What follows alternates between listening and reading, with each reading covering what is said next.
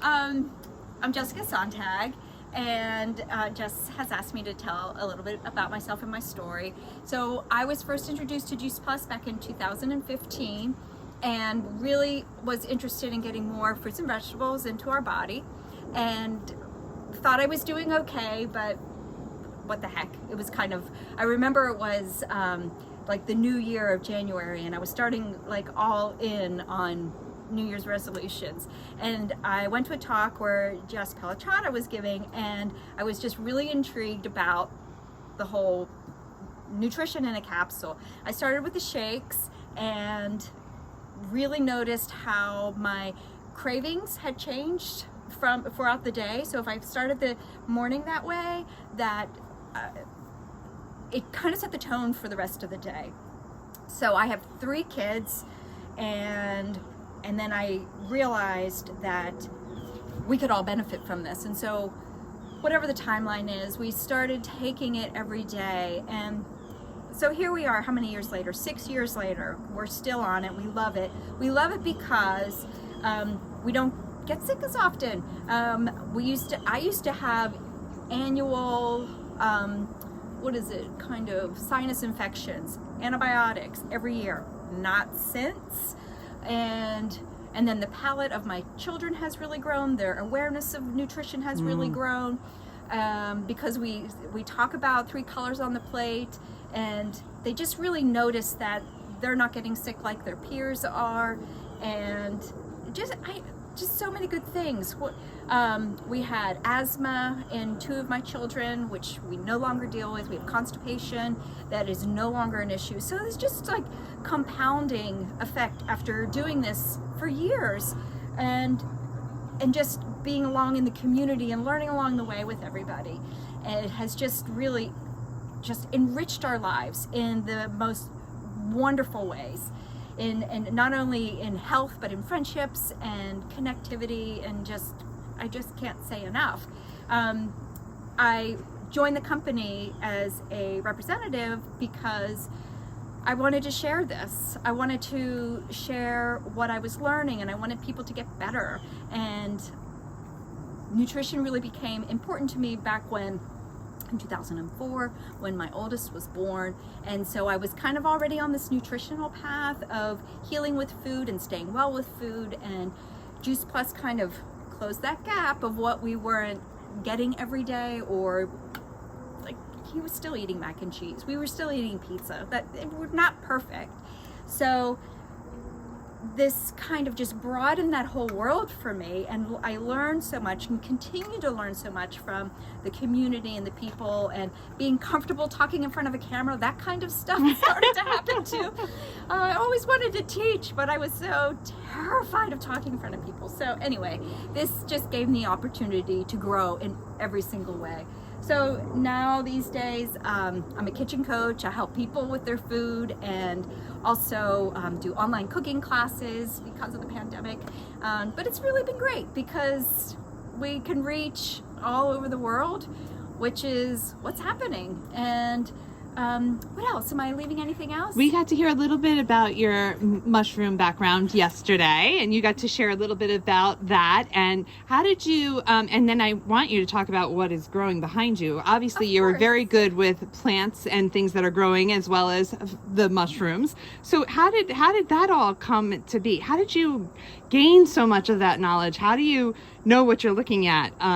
Where's your background come from? So, as I mentioned yesterday, when you want to learn about mushrooms, you join a mushroom group, you go on forays, you learn one at a time. And so back in the early 90s, this is what I was doing. And I met a guy that ended up being my husband. We met at my first husband. We met at a mushroom foray, and we got married, and we started a mushroom business, and we grew mushrooms. We sold grow your own mushroom kits and logs, and made portobello pizzas at farmers markets. My favorite. We just had a lot of mushroom fun, and so you learn by doing too. So I kept learning through that, and he kept learning through that, and we would share our knowledge, and we had this mushroom business, and he's still doing it actually, and he's doing great. So mine has moved out of the business side of it, but it's more of a hobby, and I just find it a great reason to get outside, and I love foraging. I just think it's in my blood. And your passion, I know you as a Yeah. friend, and your passion is totally serving others and educating others and helping people Yes. live their best lives. That is you to a T. And you are so generous and so gracious with all of your gifts and willing to share with Thank those you. of us like me who are like clueless about what you're saying. And you put it in such easy terms for us. So, what is growing behind you? Because you are a wonderful cook as well. You haven't talked about, she through the pandemic, Jess nourished our community, for those of you who don't know, through her Wandering Cantina, and also donated to less fortunate, to charity as well, donated meals and money to charities as well through her Wandering Cantina. She's put these beautiful things in schools, in underprivileged schools, so that they could learn about growing. I can't begin to finish, like, there's no end to her talents. So I told you yesterday, she was awesome. She's an amazing human. So tell me what you are growing here that is All right. so happily growing here in your towers. So this top half, that might be hard to see. I have one of those microgreens extensions that comes, it's a separate little purchase from if you already have a tower garden. And it just attaches on. And of course, these are larger than microgreens at this point, but I use it just the same. I just come over here and I clip. So on the top I have celery. This is amaranth. I have little baby kale. These are all carrot tops that grow. What do you use the carrot tops for? Anytime I have a salad or anything, even if it's not a salad, it's a bowl of beans. I come over here and I clip some greens and I just add it. Awesome. And then these are lettuces. This is Swiss chard, chives, and then of course bibs and red leaf, and yeah. This is all very overgrown arugula. And then this is more celery. Celery. Look at that color of that celery. Isn't it nuts? That's Isn't amazing. it nuts? Celery has turned out to be one of my favorite things to grow in the tower garden.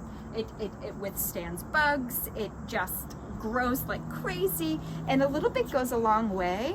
I will take some leaves and I'll just add it. When it's this big, it's a little bitter, but a little bit is still so good. Like this, I chopped all the way back and then let it start growing. And when I chopped it all the way back, I juiced it. Oh, sweet. And so yeah, it's my tower gardens. I love it. I love it too. I have regular gardens and I have tower gardens, and I love both for different reasons.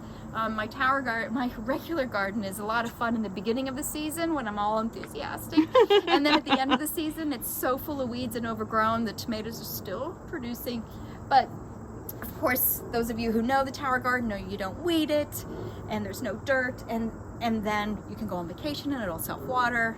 It's just such a gift. You are a gift, and thank you for sharing your gifts with our community, and I'm so grateful for you. Thank you for sharing your story today. Equally grateful. You're awesome. All right, love you, girl.